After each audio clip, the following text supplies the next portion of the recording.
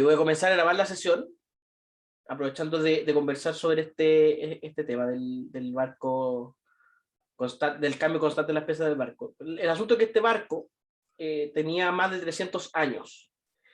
Y para mantenerlo durante tantos años, lo que hacían era cada vez que una pieza o una tablita o algo, lo que pasara, se deterioraba lo suficiente, la cambiaban por una nueva.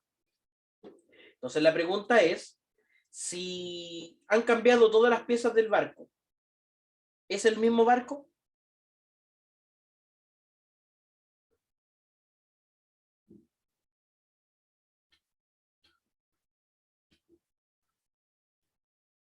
Si ya han cambiado todas las piezas del mismo barco, ¿es el barco original?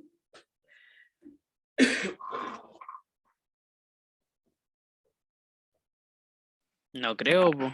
O sí. No sé, o sea, por eso es una paradoja, algo cuya solución o cuya respuesta no es tan trivial, no es tan evidente. Es como que básicamente se haya como construido en el mismo lugar, pero no por eso dice, tiene que ser el mismo porque ya le cambiaron todo. Bueno, dice, es la de Teseo, profe, dice Nicolás. Claro, yo tenía esa duda cuando niño, porque uno en la escuela, bueno, en el mes de mayo, no sé cómo será ahora, no sé cómo habrá sido cuando estudiaban, pero cuando yo era pequeño, yo entré al kinder en el año 1994 y al primero básico en el año 1995, es decir, habían pasado 5 años desde el fin de la dictadura.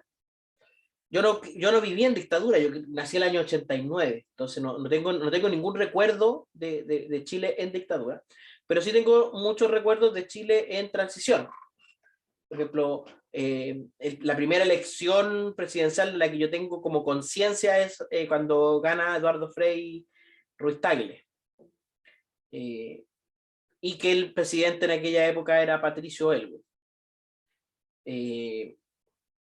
Y aún en las escuelas quedaban varias cosas que se habían instaurado, digamos, en los años anteriores. Por ejemplo, un estudio bien profundo de las gestas o hazañas militares del país. O sea, no sé, para el Día de la Bandera, que es el 9 y 10 de julio, se estudiaba y se hacía un acto conmemorativo por la batalla de la Concepción. O para el 21 de mayo también se hacían cosas para el 21 de mayo, se estudiaba, y los niños hacían dibujos y se publicaban los dibujos en la escuela. Después había un grupo de compañeros y compañeras bueno, compañeros en realidad, que recreaban el combate naval de Iquique para el 5 de abril, la batalla de Maipú. Y así, o sea, yo recuerdo haber celebrado en la escuela el natalicio de Bernardo Higgins el 20 de agosto. Y así, distintas cosas. No hay problema, Cristina, no hay problema. Ana Cristina, perdón. Y así distintas cosas. Y una de las cosas que me llamaba la atención como niño, decía yo, a ver, yo estudio el combate naval de Iquique, que después con el tiempo y uno más llama grande, y a mí que me gusta harto la historia, o sea, me apasiona harto estudiar la historia, uno entiende por qué fue tan importante el combate naval de Iquique en el transcurso de la Guerra del Pacífico, porque fue casi decisivo. El combate naval de Iquique abrió las puertas a que Chile dominara en el mar en aquella época, y al dominar en el mar se produjo Chile, de hecho estaban esos barcos ahí, la flota chilena estaba haciendo un bloqueo comercial hacia el puerto de Iquique, que era uno de los puertos más importantes del Perú. Y después de eso se produjeron muchos bloqueos en los puertos peruanos. Y eso hizo que la campaña marítima, al ganarse, al hundirse la independencia y luego capturar el Huáscar, se pasara a la campaña en tierra. Y ahí ya hubieron otro hito importante, no sé, la toma del Morro de Arica, etc. Pero yo decía, si la Esmeralda se hundió, ¿cierto? ¿Por qué hay un buque, Escuela Esmeralda? Yo en mi ignorancia, yo decía, pero ¿cómo lo rescataron del mar? Fueron al fondo del mar, lo levantaron, lo arreglaron. ¿Qué? Y no, pues de hecho la Esmeralda era una fragata de madera y este es un buque acorazado. ¿Qué le pusieron Esmeralda en honor, digamos, al barco, a la fragata que comandaba Arturo Prat? La barca de Teseo. ¿Será o no será? Ya, supongamos o entretengamos la idea de que ya no es la misma barca si se han cambiado todas las piezas. Que ya no es la misma barca. Entonces, ¿cuándo dejó de ser la barca de Teseo? ¿Con qué porcentaje, por ejemplo? Eso te lleva a otra paradoja, que es la paradoja de la barba. Un vello facial, un pelito en la cara, ¿es una barba? ¿Cierto? No, no es una barba. Ni 2, ni 3, ni 10, ni 100. O 100 a lo mejor sí. Es decir, ¿qué cantidad de vellos debe tener una persona en su rostro para decir sí, tiene una barba?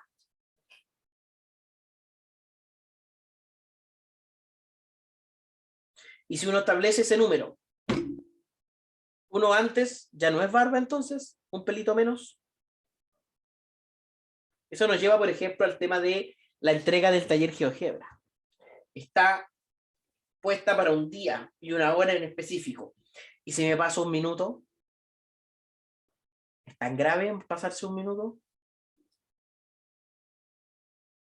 Y ahí uno podría decir, es que mira, un minuto, ya, 5 minutos no es tanto, 5 minutos. Entonces 6, bueno, 6 tampoco. Si 5 minutos no es tanto, 6 minutos tampoco es tanto. Es que por eso yo soy de esa idea. O sea, si es en una hora, es en esa hora, porque hay un compromiso previo y además porque un minuto más nos lleva a la paradoja del barbero, de la barba. Un minuto más ¿se considera atraso? ¿Sí o no? No, no, no se considera como si me atrasé un minuto, y 2 minutos, y 5 minutos, y 10 minutos. Si uno dice 30 minutos se demoró el estudiante en subirlo, más. No, es que 30 minutos sí es un atraso. Entonces eso quiere decir que 15 minutos son o no son un atraso. 15 minutos sí son un atraso. Entonces, 7,5 minutos. ¿Son o no son un atraso? ¿Te fijas? Entra en esa disyuntiva, en esa discusión, donde lo mejor es establecer una fecha fija, un horario fijo. Porque además estamos ahí con una cuestión que es continua, el tiempo, nosotros lo entendemos como una variable continua, pero nuestra percepción de la realidad no es continua. Nuestra percepción de la realidad es discreta. Nosotros percibimos de forma discreta. Que nuestro cerebro transforma algunas cosas que son discretas a lo continuo y a otra cosa. Pero nuestra percepción es discreta. Jóvenes, el día de hoy me voy a ir a la carpeta que tengo con geometría. Nosotros estuvimos viendo el apunte 2, que era sobre los axiomas de congruencia eh, y axiomas de orden también. Estuvimos viendo estos axiomas de orden.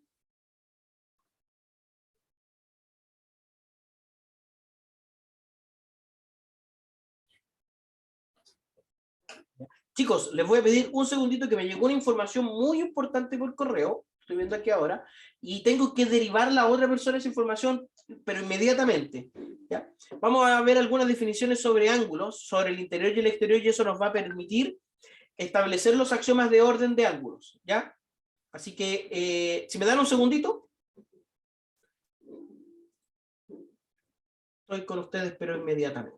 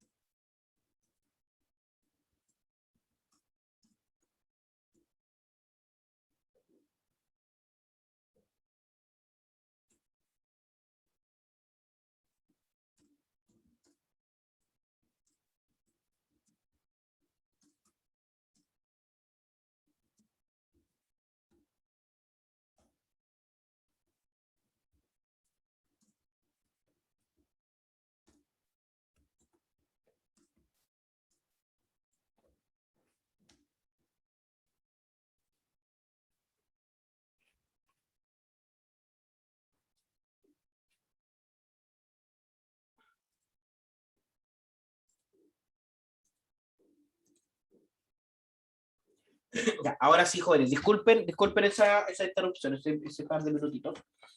Bueno, si tenemos un ángulo, vamos a llamar interior del ángulo al conjunto de puntos del plano que están en el mismo lado de cada uno de los rayos respecto al otro. O sea, el interior de un ángulo es una intersección de dos conjuntos. Una intersección de dos conjuntos.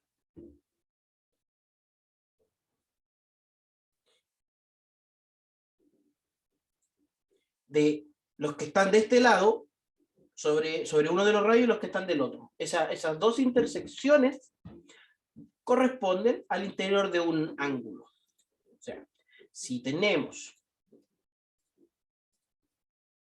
por ejemplo, dos rayos o rayos, toda la todo a ver, este rayo define lados en el plano, y todos los que están de este lado, igual que este rayo, corresponden a uno de los conjuntos que vamos a intersectar. O sea, me refiero a todo esto. A todo esto. Y a su vez, todo este otro lado, correspondiente a los que están sobre, digamos, este. O sea, este conjunto, lo que estoy dibujando está súper feo, si lo sé, vendría a ser el interior del ángulo. Ahora, a su vez se llama exterior al conjunto de puntos que no está en el interior. ¿Ya? Entonces, mi pregunta es, ¿los lados de un ángulo están en el interior o en el exterior del ángulo?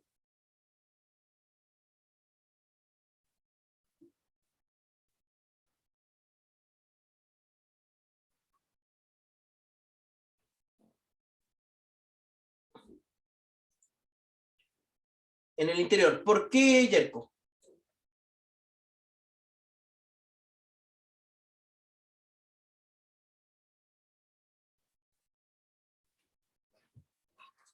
¿Por qué está en el interior? A partir de esa definición. Porque el ángulo era el espacio que se daba ¿cómo se llama? Por los rayos. Porque entre dos rayos, sí, eso. Ya, es que mira, el interior de un ángulo es la intersección que se da de los conjuntos que contienen a todos los puntos del plano que están en el mismo lado del plano que está el otro rayo. Entonces, los que están sobre la recta, sobre el rayo, no están ni en uno ni en otro lado del plano. Por tanto, no podrían estar del mismo lado que esta recta, porque no están en ninguno de los dos lados que define el rayo en el que están. Por tanto, los lados de un ángulo no están en el interior del ángulo. Y como el exterior y el interior se definen como conjuntos disjuntos, pero que unidos conforman todo el plano, no queda otra que decir que los lados del ángulo están en el exterior del ángulo. Y eso es antiintuitivo. Porque algo que está en el ángulo no está en el exterior. Es como decir, si una persona está parada justo en la puerta de mi casa, ¿está dentro o está afuera? Bueno, para esta definición, si yo defino como el interior de mi casa todo lo que está desde la puerta hacia adentro y el exterior desde la puerta hacia afuera, tengo que definir si la puerta la considero dentro o fuera. En este caso, yo diría fuera. Según esta definición de ángulo. Se llaman ángulos opuestos por el vértice aquellos que tienen el mismo vértice, sus lados están formados por rectas que se cortan en el vértice, y los lados de uno, aquí falta eso, los lados de uno son las prolongaciones del otro. Aquí para construir un ángulo opuesto por el vértice tendría que prolongar.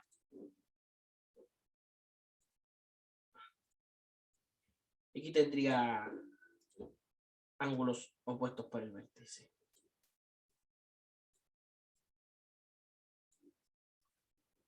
Se nos referimos a estos. Aquí GeoGebra me dice que tienen igual medida. Pero eso se puede demostrar. Los dos ángulos adyacentes no opuestos por el vértice, adyacentes, cuyos lados no comunes forman una recta, se llaman suplementarios. Es decir, este ángulo es suplementario con este. Son suplementarios. Porque sus lados no comunes, su lado común es este. Y sus lados no comunes forman una recta. Otra forma de decirlo es que dos ángulos son suplementarios si al sumarlos se obtiene un ángulo extendido. Y por favor, nunca utilicen para geometría axiomática medidas de ángulos porque aún no lo hemos definido. Las medidas de los ángulos quedan reservadas solamente para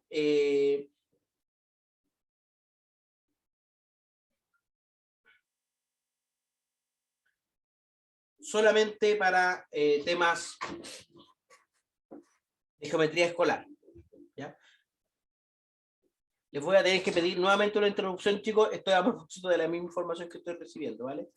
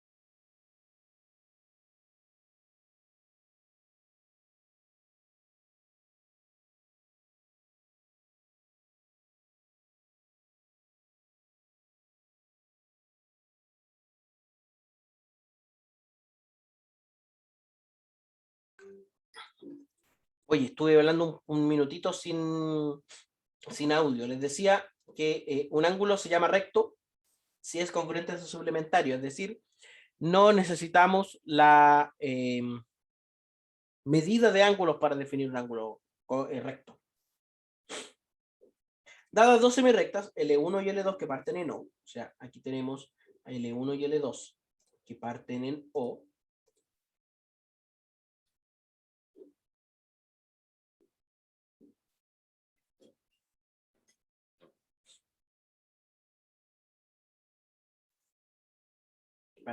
L1,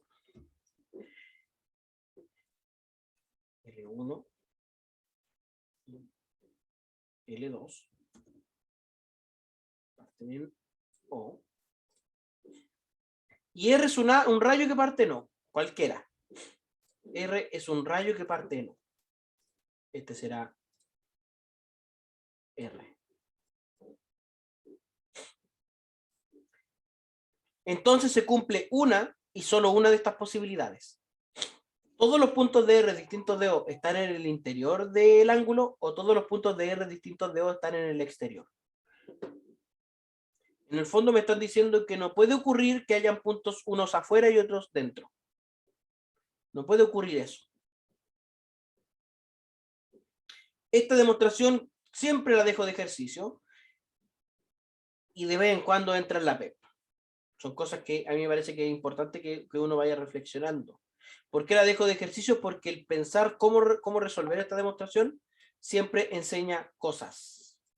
Siempre enseña cosas.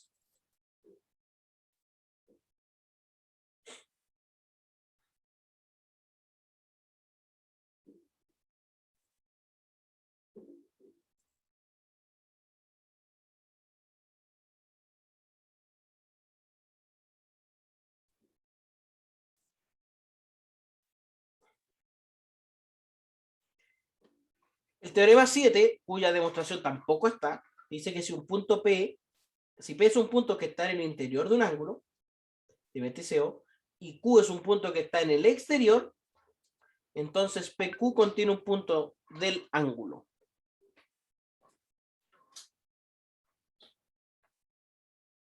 Contiene un punto que está en el ángulo.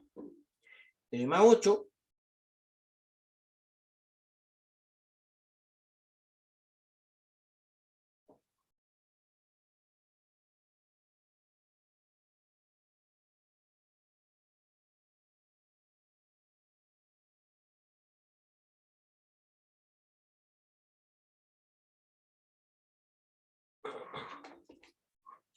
Si dos ángulos son congruentes, entonces sus suplementos también lo son. La demostración de este teorema es consecuencia directa del axioma de congruencia de ángulos 3. A su vez, este teorema es útil para demostrar lo siguiente. Para demostrar, obviamente, el teorema 9. Según el axioma de congruencia 3, el ángulo extendido corresponde a la suma de dos ángulos. Entonces el suplemento corresponde a la resta entre el extendido y el ángulo congruente. Al ser todos los extendidos congruentes entre sí, se tiene que el suplemento, por axioma, debe serlo. O sea, esto no constituye una demostración propiamente tal, pero sí como instrucciones o ideas para la demostración. Que están diciendo que si yo tengo, vamos a dibujar aquí dos rectas, esa y esa. Y sobre estas rectas, cada una un rayo. Si el ángulo formado, por ejemplo, por estos dos, este ángulo, y lo vamos a poner aquí, solo el nombre. Si este ángulo es congruente con este, si esos dos ángulos son congruentes, entonces los suplementos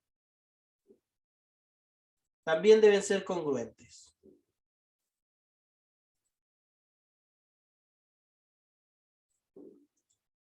Eso dice este teorema. Y se dan algunas definiciones, o sea, algunas indicaciones para hacer esa demostración. Como por ejemplo, y esto demuestra de manera bastante rápida el teorema 9, que dice que los ángulos opuestos por el vértice son congruentes. ¿Ya? Usando el teorema 8, van a ustedes primero intentar construir esa demostración. Les sugiero que la hagan sin mirar el apunte, la demostración que ya está hecha del teorema 9.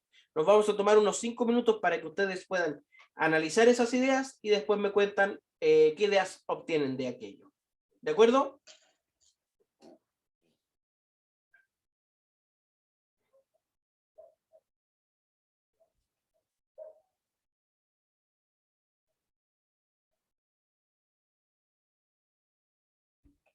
Si no, tal vez. Hay gente.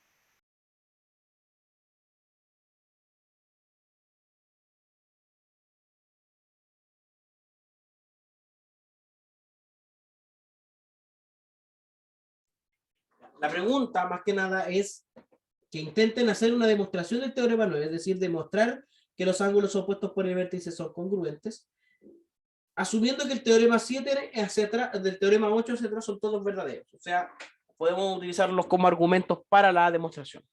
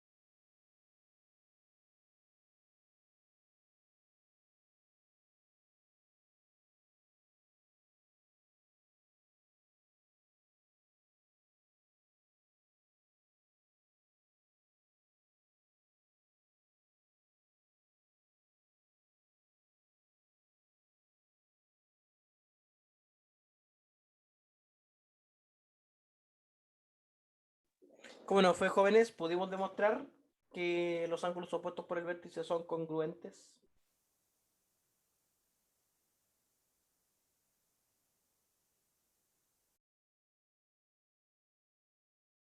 Yerko dice que cree que sí. Un par de minutitos para que lo puedan ver todos.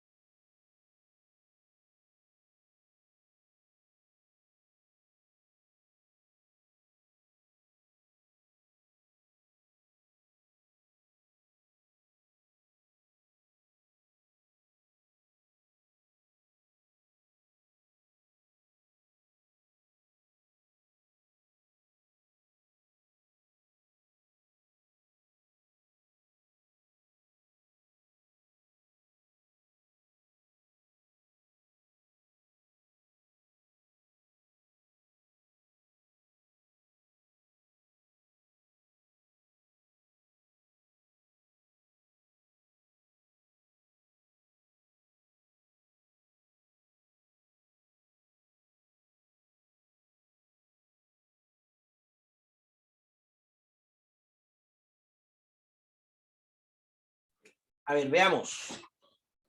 Si Yerko nos puede contar cómo lo pensó, cómo lo hizo, qué ideas tuvo. Lo podemos ver Eh, en GeoGebra, ¿sí? ah, si quiere, puede poner el GeoGebra. Sí, ahí estoy en GeoGebra, ¿cierto? A ver. No. Ahí sí. Eh, o sea, empecé formando un ángulo alfa. Ya. Eh, algo así, ya. Sí. Y a ese ángulo alfa le prolongué los rayos para que fueran rectas.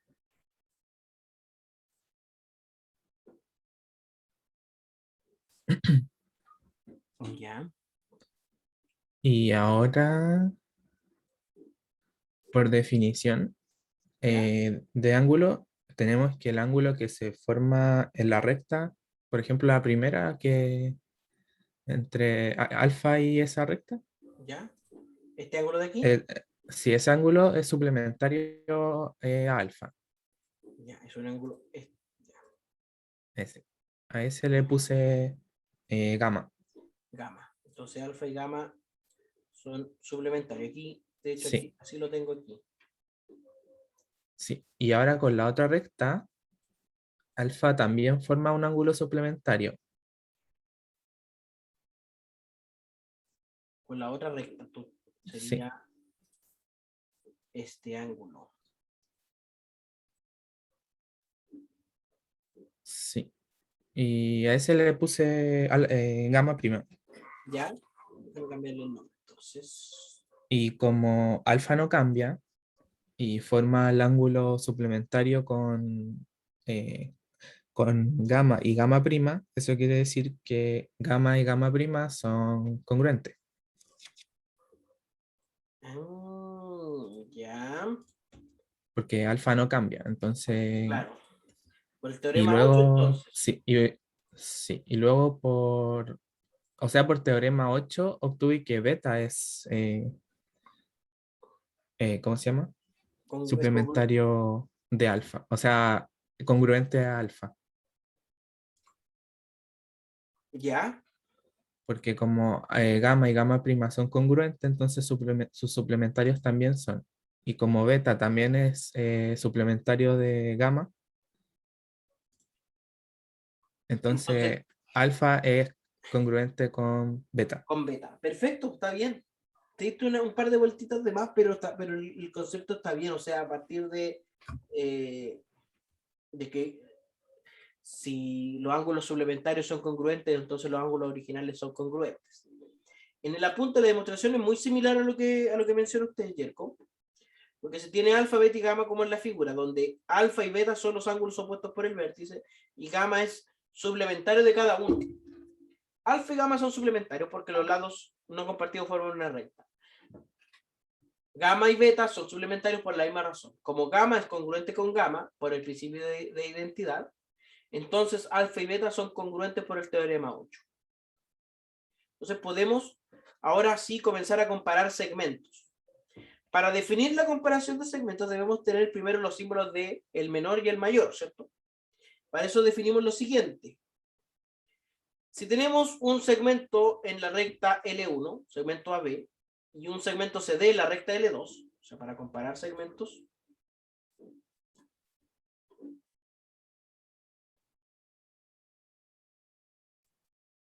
pensemos en este segmento y este segmento, que le vamos a llamar A, AB, los dos segmentos cualquiera, y CD.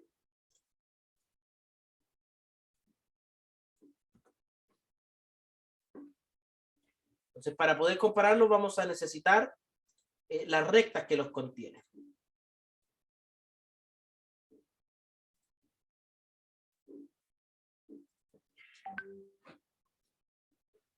Entonces,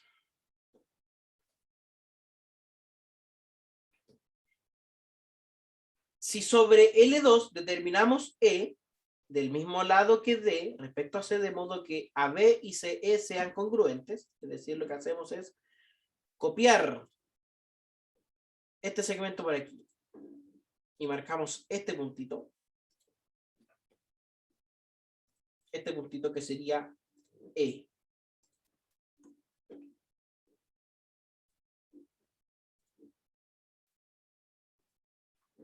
Entonces, fíjate que C, E y D quedan en ciertas posiciones dependiendo si AB es mayor, menor o congruente.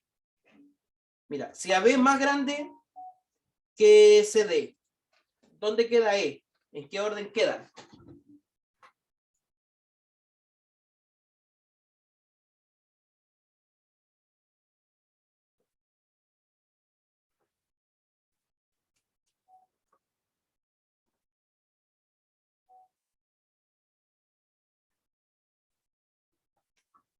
¿Alguien que me ayude con eso?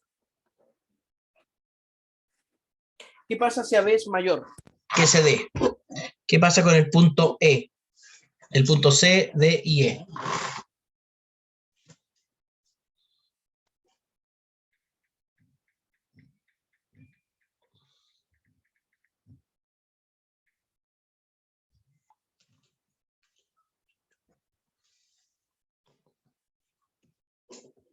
Como podrán notar, el punto D quedó entre C y E. Si el segmento AB es menor, el punto E quedó entre C y D. Y si son congruentes, entonces E y D son el mismo punto. Y esa es la definición. Si AB es menor que CD, entonces E está entre C y D. Si AB es congruente con C y D, entonces E coincide con D. Y si AB es mayor, entonces D está entre C y E. Con eso podemos tener los teoremas de la tricotomía. Si A y B son segmentos, AB y CD son segmentos distintos, se cumple una y solo una de las siguientes posibilidades. AB menor que CD, o son congruentes o AB es mayor. Así que utilice este teorema usando el axioma de orden 5 y el teorema 3 para demostrar este teorema 10.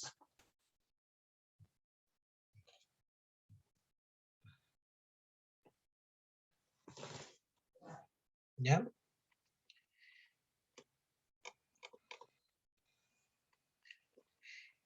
Con esto se puede uno construir la definición de menor igual y mayor igual. O sea que escribimos AB menor o igual que CD si se cumple la proposición que AB sea congruente con CD, o AB sea menor que CD. Y AB mayor o igual si AB es congruente o mayor. El teorema 11, para que quede también como ejercicio, teoremas que sería bueno que también fueran demostrando en ayudantía.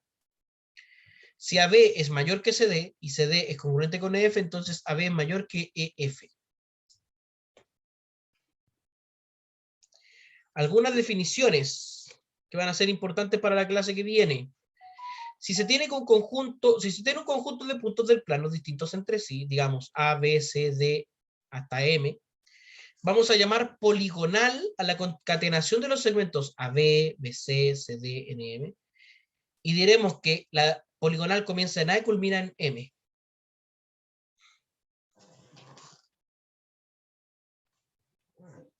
Se llama polígono, entonces, a una poligonal que culmina en el punto inicial, con al menos 3 puntos no colineales. Así que, ojo, en esta definición de polígono entra lo siguiente.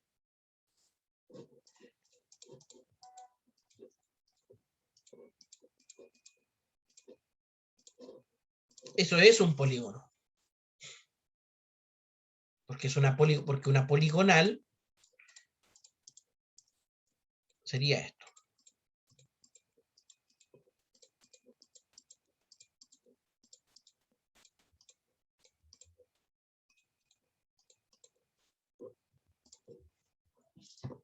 Si cuando usted piensa en polígonos, no piense inmediatamente en esto.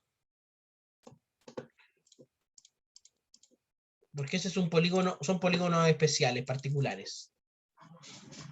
De hecho, en geometría y en matemáticas generalmente funciona pensar en los casos más generales posibles.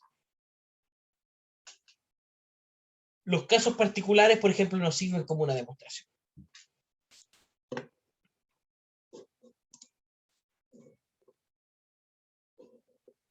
Ese es un polígono compuesto. Habría que definir qué es un polígono compuesto.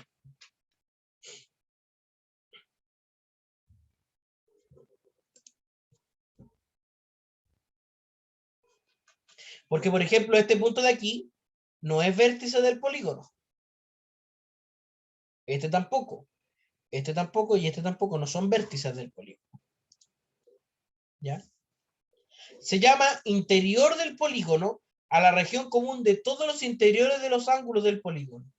Y el exterior son los puntos que no están en el interior. Los segmentos que forman el polígono se llaman lados y los puntos extremos de estos segmentos se llaman vértices del polígono. Y como última definición, un polígono de solamente 3 vértices se llama triángulo, el conocido como triángulo.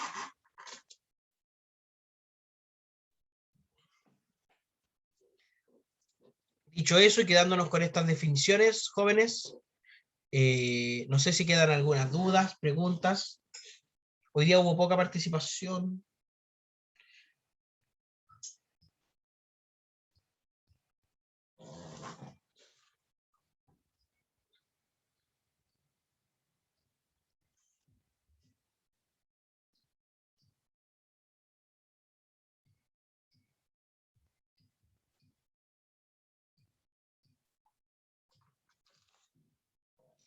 Jóvenes, entonces, nos vemos el próximo martes. Un abrazo, cuídense, pórtense bien, acuéstense temprano, hágale caso a la mamá.